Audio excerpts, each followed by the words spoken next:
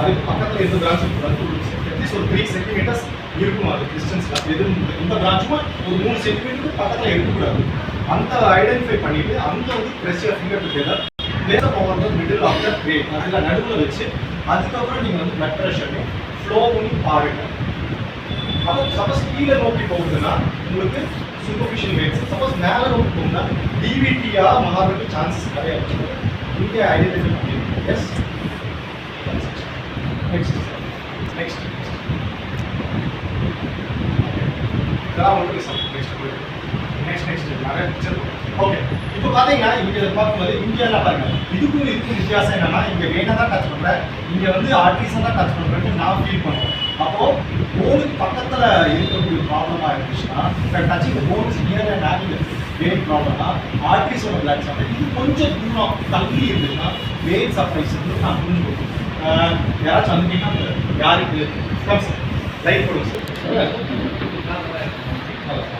Okay சரி, இப்போ நம்ம வந்து பார்க்கும்போது போனு பக்கத்தில் இருக்கா தூரத்தில் இருக்கா? இது போனில் இருக்குது. அப்படி இதில் என்னவா இருக்குன்னா நீங்கள் மோஸ்ட்டாக வந்து இங்கே உங்களுக்கு ஃப்ளோ ஆகுறதுனால நான் இங்கேயும் செக் பண்ணுறேன். அப்போது சரி உங்களுக்கு வீனஸ் பிளட்னா இந்த இடத்துல போகும், போனோடதுனா இங்கே தான் இவ்வளோ தான் இருக்குது. வீனஸ் பிளட்டுக்கும் ஆர்டிகுலர் பிளட் சப்ளை சரியா?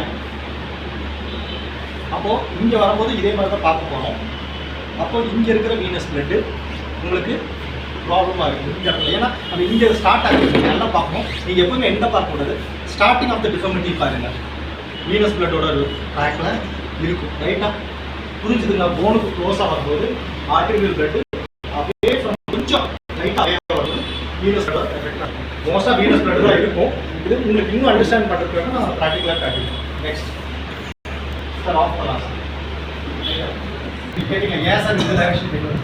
அப்போ ஆர்டிரியல் பிளட் எனக்கு போகணும் சப்ளை ஆகும்போது இந்த டைரக்ஷன் நான் பண்ணுறேன். இப்போ நான் வந்து காலை இப்படி தேய்ச்சேன்னா ஆர்டிரியல் பிளட் சப்ளை ஆகணும்னு நான் போட்டேன் அவருக்கு. ஏன்னா மேலே இருந்து நம்ம பிளட்டே எனக்கு வரணும், வந்து கீழே போய் அதுக்கப்புறம் வீனஸ் பிளட்டை புஷ் பண்ண போகிறேன். அதுக்காக தான் நான் ரிவர்ஸ் டைரக்ஷனில் உங்களுக்கு மசாஜ் பண்ணேன்.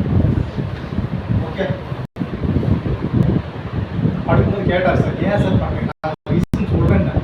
காரணம் ஆர்டிரியல் பிளட் வருட்டும். ஏன்னா அங்கே எங்கே வீனஸ் பிளட் இருக்க வேண்டியதான் பிளாக் ப்ளூமாக இருக்குது. அப்போ வீனஸ் பிளட் போகணும்னா ஆர்டிரியல் பிளட் ரிசீவ் ஆனால் தான் வீனஸ் பிளட்னால புஷ் பண்ண முடியும்.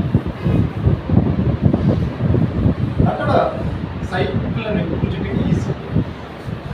Okay next picture. ஓகே, இதெல்லாமே டைப்ஸ் ஆஃப் வெரிகாஸ் வெயின். நீங்கள் கேட்டீங்க classification normal spider veins, varicose veins, varicose veins with skin changes, skin change with healed ulcer, skin change active ulcer. அதாவது ஏற்கனவே புண்ணாய் ஆறுனது புண்ணாய் ஆறாமல் இருக்கிறது ரைட்டா?